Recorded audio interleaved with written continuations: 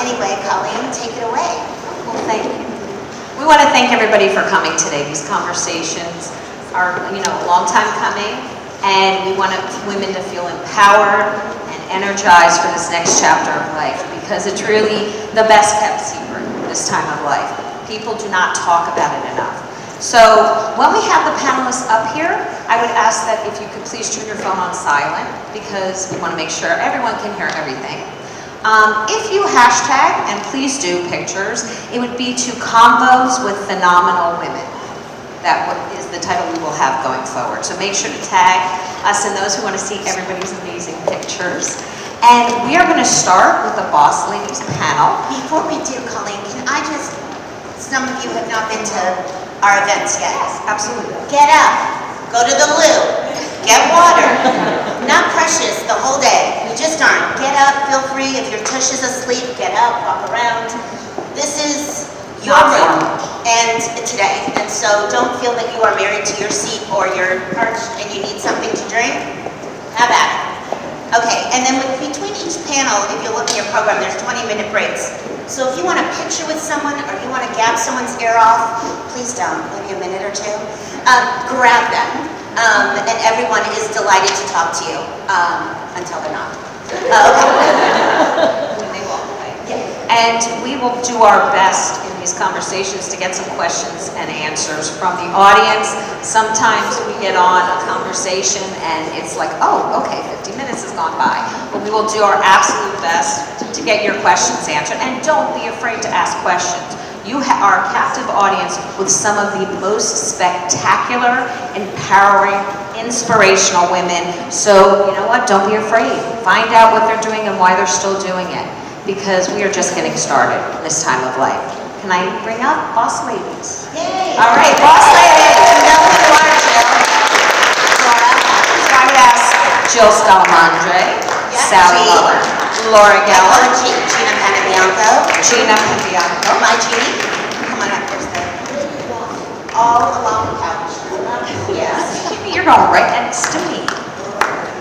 Yeah. Or maybe not. Yeah. Big girl gets the big seat. Okay. We good. You need to sit in a chair. Okay. All right. Are you okay?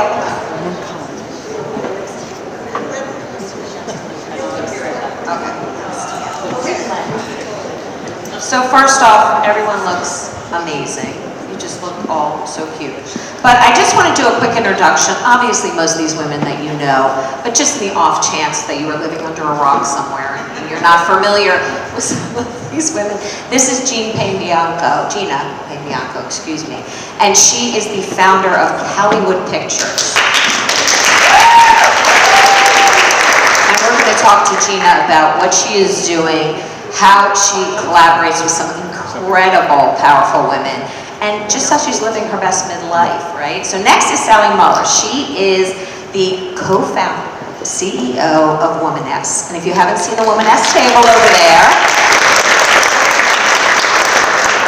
Sally has the brands over there. They are made for women in our demographic. And I'm hoping we can get the vibrators in the bags next time, guys. When they're out there, we're going to eventually get them in your gift bags. But don't be afraid, they look like lipsticks. Just go ahead and get them. So, with that, next is Jill Scalamandre, who is CEO of Beekman1802. And we appreciate you taking the time to come and speak with us. Check the goodie bags. You're going to be very happy with Beekman1802 this.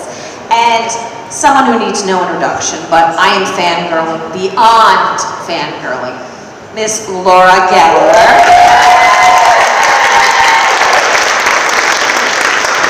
Honestly, I think so many of us relate to the fact that her beauty line really is something that we can use, whether we know how to use makeup or we don't. 40 plus women, she is paying attention to us, she's answering our questions. She is the face of Laura Geller Beauty, not just someone else. You see her on all social media. She's living her best life. She was just in Vegas last week, celebrating women over 50. Yesterday, really? I've lost all track of time preparing for this event. So with that, we want to kind of get started with a question for each of the panelists. And I think a question that arises a lot for us is that you're now 50 plus. The world and society is kind of seeing you as stepping back a little bit, going, saying, okay, I'm not as aggressive as I used to be. These women are at the pinnacle of their success. They're all hungry. They're all like, what's next? And I want to know what drives you each. So let's start with Jina. What drives you to continue to want to do storytelling? What attracts you to the women of this demographic? And how do you stay so hungry?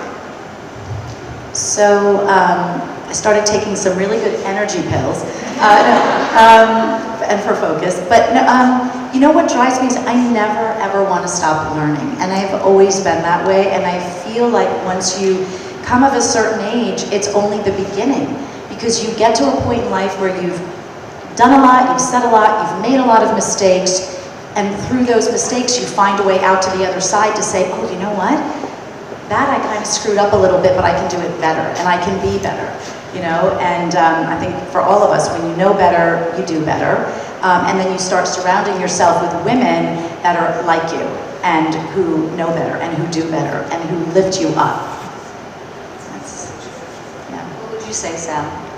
Well, I think what is driving me right now in this stage of life, Womaness, our mission is so strong. It's helping women navigate menopause, and I think just the mission itself and meeting and knowing that we're impacting so many women, and so many of us are helping these women too. So just meeting all of you really inspires me to keep going. And my co-founder Michelle is out in the lobby, or maybe she's in here, I don't know. But I think we keep each other going, and it's hard. I hope we get into we will be talking the hard times as well. But we won't miss that. You have to be super resilient. You Jill. So there's two things. You don't hear me? There's two things that drive me.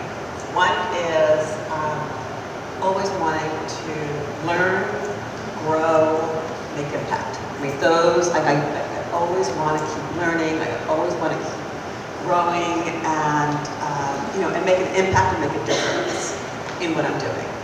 The second thing that's driving me right now is I'm running a brand, and I want a big exit in 2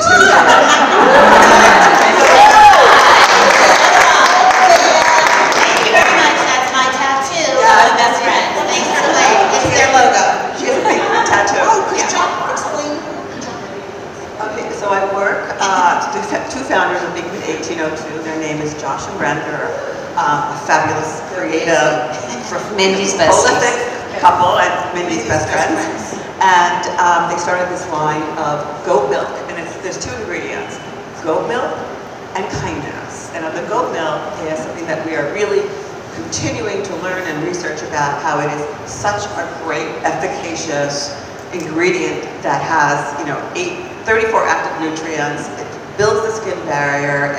It brings exosomes to the skin. I'm not going to give you the whole pitch. Okay, but I am going to say one thing for the pitch for Beekman1802 about the goat milk, which is so incredible, is that goat milk has the same pH as human skin. So anything added to it goes into the skin. Yeah. Something like a La Mer. Okay, not to poo-poo La Mer, but let's poo-poo La Mer. Is mineral oil based, sits on top of your skin. So yeah, it feels good, but it's not happening. Nothing's getting down. So, okay. You're absolutely right. Thank you. Good.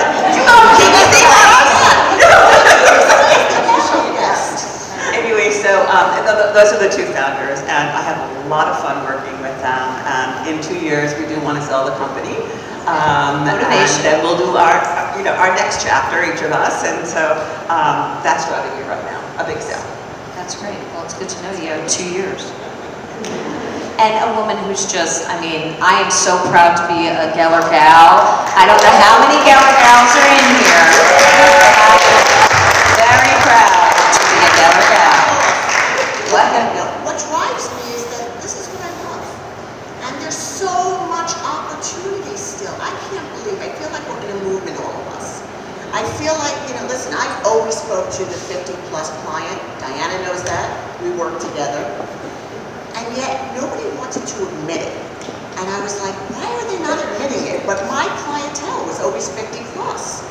And so now the movement is so strong and so big. And by the way, when we talk about 50 plus, I laugh a little, respectfully to my 50 plus people, my 50-year-olds.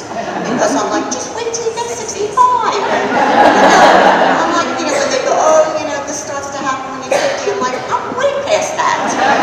But my point is that the movement is happening now like I've never expected it to happen.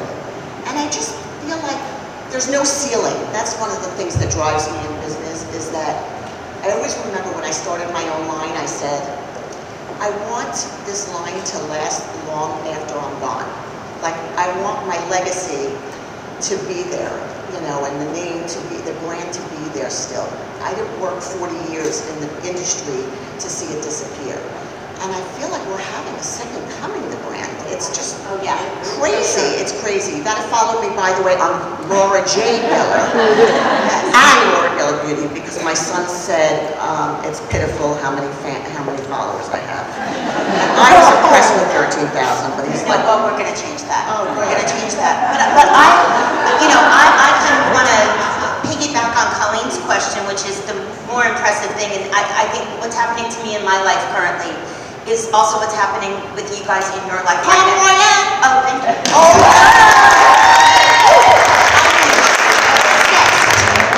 thank you. Is that we talk about what you've already achieved, but the surprise, and I call it the misunderstanding that people told me about when I turned 50. I'm about to be 58. You're going to sink into the background. The best things are ahead. Yes. And to be able to say yes and to pivot. And so these women up here, and especially knowing Jina the way that I do, and just fangirling you three, is that it's not just what you've achieved, but what's happening. And you just hit on that. And so I'd like, you've all kind of pivoted in a way that still shows your drive and ambition, and that there's more, and that the best is yet to come.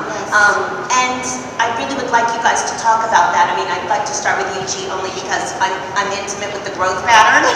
In that, for those of you who don't know, Jina is one of the most heavy-hitting producers in Los Angeles, and has her own production company, and raises her own equity, does everything, is what I'm trying to say, and most other producers in studios. Sometimes Jina feels the pull on the back of her shirt. That's the studio heads just wanting to, hang on her coattails. And instead what she's done is she's about to embark on a new project and direct for the first time. Because she's always wanted to, but she's never done it. I want you're all having that kind of moment right now, and I'd love you to talk to us about that. And what gives you the courage to go do it and jump off the high dive? It's Mindy. That's what does it. So, what shifted with me is, again, it's being a woman, and I don't even like to say of a certain age, it's actually coming into your own. So it's feeling like, I remember my mom would always say, wait till your 50s and 60s are the best years of your life. And even your 70s, just keep yourself, going in shape. And so I definitely feel that way. Again, having more of a voice, putting my feet in the ground, saying, I think I'm going to try it this way. I'm not going to let you tell me that I can't do that. I'm going to figure out a way to do it. And so as Mindy said, it was really coming up with a strategy of the entire climate of our business has changed, as anyone in the business knows. So you can either go to, the stuffy white guys and say, hey, I've got something, and they can tell you all the reasons why it's never going to happen. Or you can say, how can I do this for myself? So I started to get my wonderful business partner, Wes, more involved in the equity side, saying, you know what, we're going to bring the money to the table. But now not only are we bringing the money to the table, we're also going to find other partners so we don't use all of that money, and we're going to gap finance projects through other companies. And we're going to put our fingers into a distribution company and have a partnership in there now, which is all female run and founded.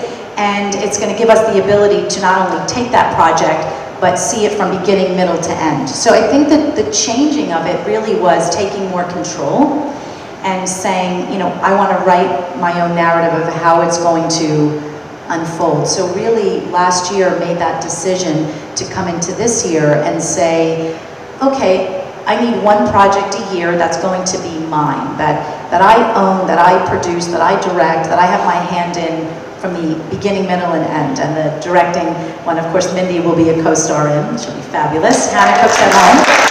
So it's an amazing movie, and I'm nervous. And are you listening, Mary? Giuliani? Yeah, free HBO's happening, kiddo. we're talking, Mary. We're talking. So so saying, okay, I can do that. As I don't just have to produce and put myself in a box. I can branch out. And then really owning the materials. So really having the ability to have those IPs and own it so that you can sell the company, as you're talking about, down the road and say, I've got this great library of material, who wants to buy it? And then move on to the next venture. So I hope that explains it. Yes, and I think that leads me to a question with Sally, because Sally is a seasoned brand builder. She spent a lot of time with Target, and you decided to make that leap. And you decided to have to go in front of a lot of the elder, white, financial, asking investors, which at our demographic, it's hard for any woman to walk into a room. But imagine walking into a room full of men asking for money for menopause. I mean, it's just, it just turns it right off. What, number one, gave you the courage to do that and the energy to do that? And two, what was it like actually going through that? What gave me the courage was I had worked, after I left Target, I actually started my own business, and I ended up at Click Media. I don't know if many of you know Catherine Power, who's now this powerhouse in the beauty industry, but I kept thinking, I'm 15 years older than all these women I'm working with, and I could do what they're doing. So it really motivated me to think, I need to do something much like your story, just I have to do something on my own. I feel like I've made so many people successful, and now it's kind of, I felt like, not that I was selfish, but it's like, I really want to do something, I deserve it now. And I think that's what many of us feel is like, you have so much wisdom, so much experience, and it's finally time to tackle it, and you're confident that you'll be able to tackle it. But to answer your question about the white male investors, I'll never forget one of the meetings where Michelle and I were on a Zoom call with two young guys with baseball hats on backwards, and we're talking about menopause, and we could just tell their eyes were just glazed over. It was like they thought they had to take the meeting to learn more, but they knew nothing about it. And it is tough. I mean, it's tough to pitch, older, white men about menopause, but we've been lucky. We had one that said yes, and he came on as our #1 investor. So it just, his wife was going through it, and he really believed in our vision, and that was all she wrote. It only takes one. And if their wives or their sisters or their mothers are going through it, they can relate to that. Because if you live long enough, you will go for menopause. So Jill, you have mentioned, I've been doing some research with you, that you believe you should have a mentor and a champion. Can you talk about that, the importance? And again, mentors don't have to be older. I think a lot of us think in this demographic that your mentor has to be someone older. My daughters are my mentors a lot of times when I'm going on social media because I have no clue. So they don't have to be older than you. You're absolutely right. My mentors today are just like social media whiz kids, and I'm teaching me about TikTok, and I'm just learning so much from them. But I grew up in the beauty industry. I've always been in the beauty industry, and I've worked for a lot of corporations and a lot of men, and I wanted to break out so many times, and I went to women who either championed me, and so the difference between a mentor and a champion is a mentor is someone who is teaching me things, giving me guidance, and they could be from another company. They could be from anywhere. It could be your daughter, it could be anyone and anything. A champion is someone within your company who you work with, who is your advocate, and will help you grow and see when you're struggling or challenged by some nice white man, how to help you, get through it. So I see it differently. It's like and it could be the same person, but I've had the honor of having many women as both mentors and champions. I think that's so important. And then Laura, you are the face on social media of Laura Geller, and I'm sure you have mentors younger that are showing you how to do that, but you have a very clear idea of what you want Laura Geller products to be. Has there been on the road people saying, oh, but you have to gear this way, you have to gear this way? Is there someone in the room that has said you have to gear a certain way? What do you say? I went right to my Diana, a friend of mine. But side note, Jill was my mentor when I was trying to sell my business, and I had an interested party that wanted to invest in my. I did. Now you opened the floodgates because I didn't know you were going to say that. I asked her if the investor was the right person to go with, and she said yes. I thought he was. He was so not. I can't believe we're saying this is a moment that I have to watch with you. Anyway, he invested in my business, so I am grateful because he put me on the map to be in a position to sell the company. So I'm grateful for that. But boy, when you talk about white men, boy, that's all I'm going to say. I mean, he really discounted my opinions and my thoughts, and Diana reminded me. Diana worked in my company when it was owned by him. Well, he was a majority stakeholder. And Diana's my best friend. And it happens to be your best friend. And Diana reminded me, I was at the Jersey Shore, and Diana has a place at the shore, and I was renting down there, and she said, I'll never forget when we were in that board meeting, and he said, he discounted me. I had an opinion, and he said, you're just here to sell.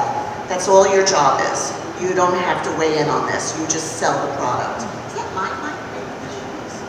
Here. I don't know. It's true. It's better.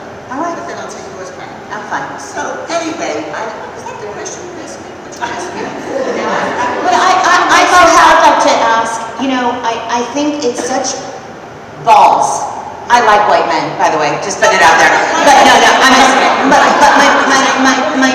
my point being, I think there's something very What if gorgeous. his family is in here, or his friends, or his... We won't say. It's all right. I would like to ask you, there's something very gorgeous about you keeping yourself in your face, the face of your brand, when I know a lot of other companies would step back, either tack and do a different kind of image that would concentrate on that 18 to 34 demographic that everyone, gets hungry for.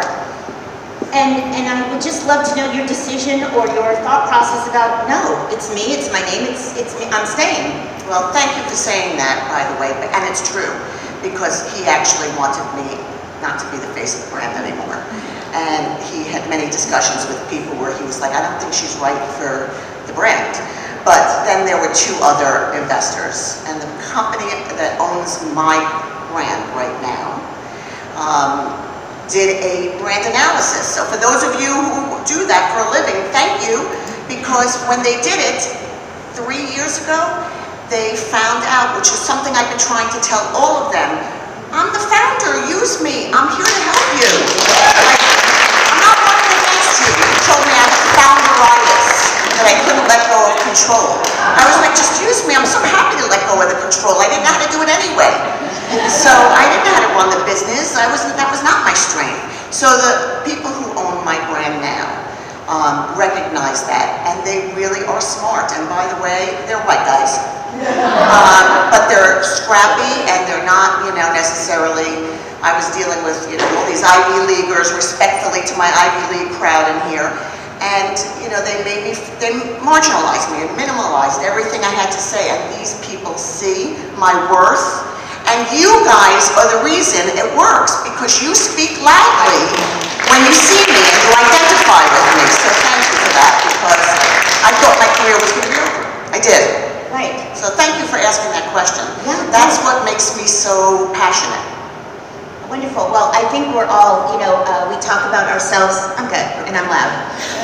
We talk about ourselves, me and my people, my gang, as creatives. And I have a businessman as father and a real estate lawyer as a mother. And I always found them to be the most creative people in the world as well.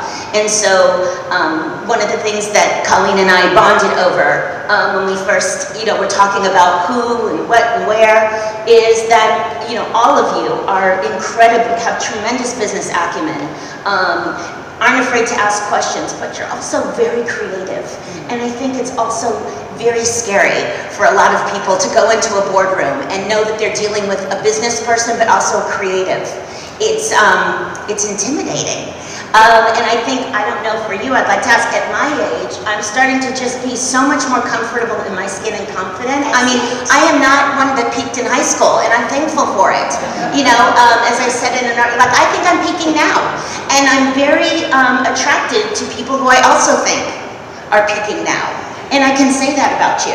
I mean, I think it's very obvious with this new campaign, the Over 50 campaign. Oh, you guys have to check out Leanne Morgan, the comedian, who did this. You have to go to Laura Geller. Do you know Leanne Morgan? I didn't know her before. She's hysterical. She's a comedian, and she's on the Own Your Age. Yeah, so when we make fun. I think the beauty of all of us in this room right now, and I think we could all agree, is that the one thing Mindy said is what comes with hitting 50 and older is that we lose our filter a little bit. We're not afraid.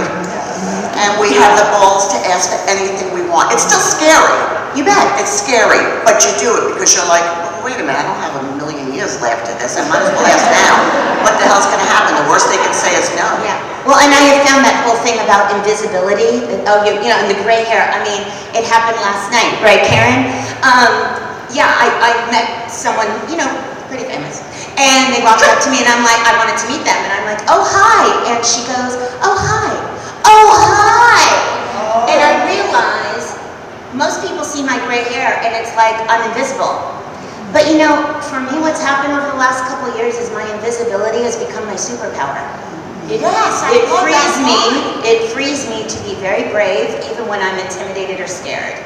And so I don't know, I'm not encouraging anyone else to go gray. I'm just saying, I think there is that sense at our age of that invisibility cloak. And how do you, Jill, kind of combat that personally? So I am the oldest one in my company. I am even older than the founders. I'm 65 years old, and thank you.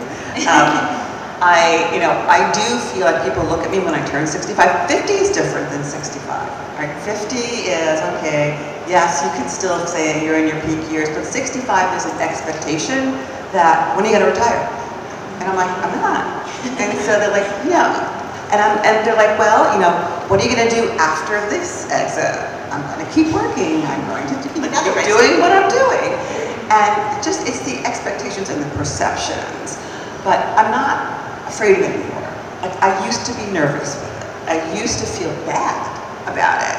And now I just feel so confident in what I'm doing that it doesn't bother me. I'm successful. I have a lot more to add and to bring. Growing up, I was always worried and nervous about failing, and I had to learn the next upskill. I just, grow, be successful. And now I just feel like I am comfortable with who I am. I am no longer a member of the orchestra, I am the conductor. And I love to get that community going and growing and seeking out other people's strengths and bringing them to the table. And I'm at my most confident. And I think that fear of failure a privilege of getting to a certain age is that you really don't have that fear of failure anymore. It's just a life experience. If it works, great. If it doesn't, you pivot to something else. And so I think younger people still think it's the end of the world if something doesn't happen, if it doesn't go in that direction, and it's not. It's just taking you somewhere where you're supposed to be going. And it's learning your path. And I think at this stage of life, we embrace that more. We're not afraid of it because we want to see where it goes. And I think it's interesting also that, Jina, you are the head, you are in control, but you still love to collaborate. And I think at this stage, we're like, we like to collaborate. We're not in competition. We're collaborating. What is it that brings you the joy of collaborating with someone, even though you don't necessarily have to? So, I've always actually loved to collaborate, but more so even now. And I've always been about, oh, what can I do for you? How can I help you or make you look better or feel better? And as I've been schooled by Mindy. You know, what it is now is I'm not the smartest person in the room, and sometimes I can be. But there are always people that have ideas the same as yours, and sometimes a lot better than you. And honestly, that can be men or women. I mean, I will say that my business partner, Wes, he's definitely, you know, the white guy with the bow tie, but funny as hell and wonderful. But he always says to me, Gina, when have you ever bought me a project that I said no to? Because you sell it like nobody else. You can sell snow to the Eskimo because you convince them you've got the better snow, you know? And so I can do that as well. But as far as collaborating, I just think there are so many great stories to tell, so many great women that have so much to add, that have been, like Laura said, like anyone else who have said, well, what can you really add? It's okay, I've got someone to do that. Or we've got a whole team of people, don't worry about it. So it's really inviting other people into your space and being able to say, okay, here's an idea I have, and let them actually run with it as well, and just be there to support and back them up. And I think that's really important too, to be able to say, it doesn't have to be all about me. And that is something that when you're younger, I think we all fight. And I'll be honest, first one to say, there was a point in my life where it had to be about me, because I was afraid if I didn't take it, someone else would, you know? And now I feel like, you know, there's enough in the universe for everyone. And so you have to be able to put it out there and give back, and you get so much more back in return. So true. And I think, you know, Sally, with Womaness, the thing that I have enjoyed watching, because I interviewed you when you first started the company, and I just thought, well, this is going to be great. Finally, a brand line that speaks to our demographic. But I've noticed that you really collaborate and partner with Lululemon, with a whole bunch of different things to get the word out there that women who are either in menopause or postmenopausal, we're still out there shopping for clothes. We're still out there, you know, buying makeup. How did you kind of come up with the idea of, I need to get out there with different companies and collaborate? Yeah, we've partnered with, like you said, Lululemon. They have this incredible philosophy around community, which is very aligned with our philosophy. So I think it's also, you know, looking at a value of our values and how we marry that with values of another company. Laura has been super supportive of Womaness, and actually took airtime on QVC to plug us before she used her own show to plug Womaness. So I think, you know, collaboration. But you know, women do want to help other women. So I think, you know, be open to it. You know, we've collaborated with her MD and so many other brands. But I think it just, for us, we have to expand. We have to go where the women are. And we know they're very interested in fashion. They're very interested, obviously, in color cosmetics. Fitness, all these different, I mean, menopause doesn't define you, so it's like we are trying to reach this woman based on her own lifestyle and what she's passionate about. Well, and what's so amazing is we have the money. I mean, I think we are going to be the first generation up here where our kids probably won't do as well as we did. And that hasn't been the case for the last, I don't know, 10 generations, right? And that's something that my friends and I talk about a lot, right? I mean, don't panic for your children. Everybody's going to do okay. But that whole sense of like the next generation being more successful, don't know about that for our kids and our, right, based on what's going on. And having said that, I just think this misunderstanding, we'll keep using that word today for sure, about the power of 18 to 35 and the spending dollar. We really have the dollars, and we're out there, and we're looking for stuff to buy. And then if I don't say this, Brent will kill me, that he, you know, One of the founders is a doctor who concentrated on longevity. Okay, it's on tape, he said it, I did. Okay, good, we did it. But he knew back then, in his 30s, that this is an incredible population that is not being tapped, and this is a mistake. And you all are doing that in the stories that you tell and the products that you sell, and what you make. For us, it's very important. So we look at ourselves as a skin health brand, and we don't use the word anti-aging because we don't believe in anti-aging. We talk about better aging. We talk about skin longevity, meaning optimize what you have as healthy as it can be moving forward. So it's very important, and the word anti-aging has really become a very condescending term now in our business. Also, what we said at our last one, right? It's like anti-aging. Really? We are sitting up here doing it right now. Like, what do you mean anti-aging? I've never Can't heard stop of it. aging. Can't stop it. It's happening as we're sitting here. Yeah, I'm curious, Laura, I know around 2021, you really wanted the models to be 40 plus. What kind of pushback did you get? Because did everybody embrace that idea, or were they like, oh no, we should have a younger demographic also represented? No. It was around that time that we did the brand analysis, and I knew it, but not everybody else knew it. And when we decided to dive in and lean in on using real Geller gals and real models that have what we all have, it changed the whole face of the brand.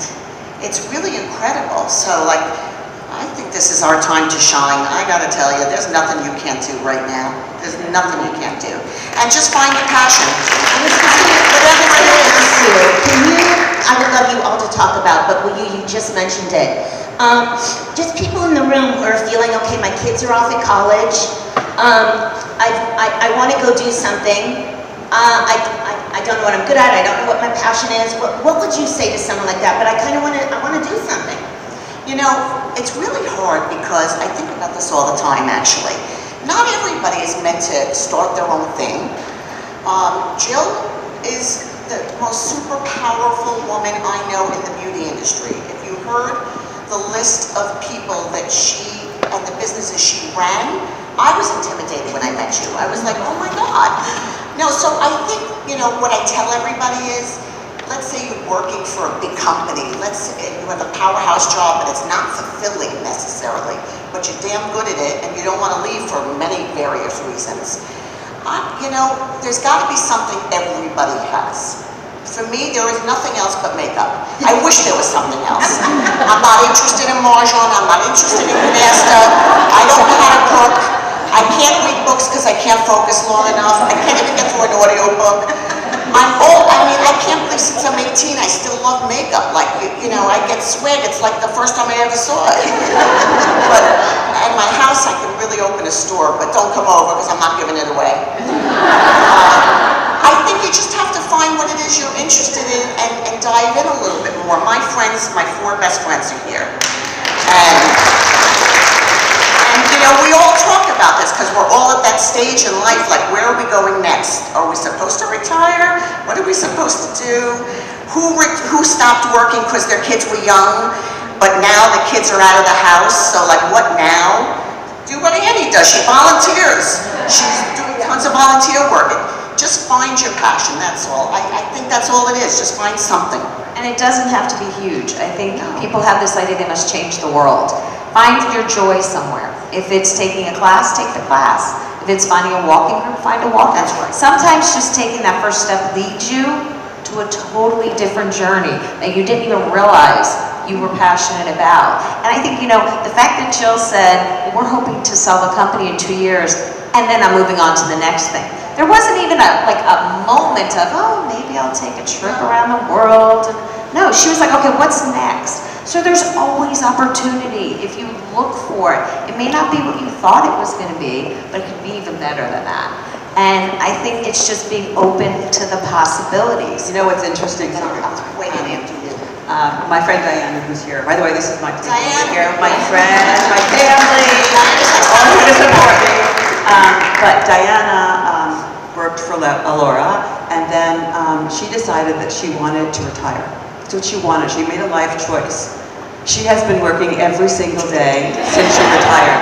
Because as soon as I knew she would retire, I need you for this project, I need you for this project. People are calling her like off the hook. And here she is, she's having a big birthday soon. I promise I won't tell you. She's having a very big birthday, and everyone is calling her to please come work for them. So it's proof that, you know what, you're never too old. You know, the conference I was at was with a QVC in Vegas, and I didn't know Martha Stewart started her business when she was 50. Oh, yeah. No, but I never knew, like I don't read, so. I don't get backstories, you know, like I went up to this famous actress and, Kate Paisley something, Paisley, see, I can't even remember her name, and I thought I knew Kimberly her. Paisley Yeah. Williams. Yeah. She's married to Oh, I looked up, I don't know how you doing. I thought I knew her. Donna I Kelsey? never know anybody's backstory, but what's my point? So I didn't know Martha Stewart, and also Billie Jean King had a great story. I'm just saying, wait, who was the other person that was, Patti LaBelle didn't really get started till after 50. She was there, so this is our moment. Really is. So true. And I think that it's a great time for Jina to maybe do a story on all these moments. What? Is that what you think about? You know, absolutely it would be. It's funny. Right now, actually, I'm developing a story about a bunch of women, 50s and 60s, who go on like a bachelor weekend. And I'm drawing a blank with my moment here. Brad Cooper, the movie he did, the big movie, he went away. Hangover. So I'm doing like, it's a hangover for women. We'll get to that. And it's a woman getting married in her 50s for the first time. So it's how, you know, these women plan this party, doesn't go as planned. So it's a little bit like Kristen Wiig's, like it's a little bit in that vein with The Hangover. So, but yeah, it's important to tell stories about women in their 40s, their 50s, their 60s, and beyond, because we actually are pretty fucking interesting and have more, and have more important stories to tell. Yeah, there it is, the Jersey. So yeah, and the Italian. But yeah, I think same with this one that has been like in development, getting ready to be made for like 4 or 5 years that we'll be making. And Mindy and I've had this conversation. Should the lead character, should she be in her 30s losing her husband, or should she be someone in her 50s who all of a sudden said, well, wait a second, my husband, we had big plans, and now he passes away, she's a chef, and it's this great rom-com. You know, and I think it should be someone older because, and older than 30, because that is where your life, it feels like so many of us, our life is beginning to really open up, as you said, you know, say, this is me, who I am now, you can take it or leave it, it's okay, and I'm good with all of it. Right, and you have healthy boundaries. How about a girl getting married at like 66, 67? I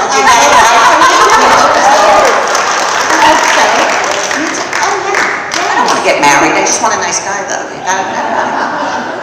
And I think even when you think you want to get married because you haven't been married, then you're like, I'm kind of good right now. I got engaged to think, I can't believe I'm getting married. I bought a wedding dress a year and a half ago. It's still sitting at the shop. I haven't even looked at it. And I go, I'm kind of okay right now. You know, I'm good like this. Yeah. We have about 5 minutes left, and I would love to get 1 or 2 questions from the audience. So just stand up if you'd like to ask a question. Don't be afraid. Go ahead. Are you ready? For me? Yes. Oh, okay. I'm curious to hear how you were able to learn to feel more comfortable in your own skin at this point in time. Oh my gosh, well if you'll stay for our 3rd panel where it's tea with, what is it called? Tea time with Mindy. No. Tea with Premier with Yes, Mindy. I'm going to ask her all of the good Dear friend questions. Dolores Catania, who's on her way, I will get to that, for sure. Yeah. But, and you know, she's having a resurgence of being really you know, she's going to talk about her mentors and how they kind of foreshadowed it being the best time of life this time. So we're definitely going to get into that. But who else has a question? Go ahead, stand up. So, as a woman who was created her own business just a few years ago, I'm curious about your success. You're all very successful. How does it, how are you not change your life as far as relationships go? Like you're saying, you get comfortable with yourself, right? What I've found, and I don't know, this is like my personal, like, it feels like lost in some way, that there's something that shifted army, right? And it feels like, whoa, like something happened with the world around me that used to really like me and enjoy my company. Doesn't enjoy my company the same way. Does that make sense? Laura, you said you related to. No, I mean, I just feel like sometimes you're like a man on our own island, right? I mean, but I can't say that it changed relationships because I've not been in one for over 23 years. I raised my son alone, so, I mean, but I identify with what you're saying.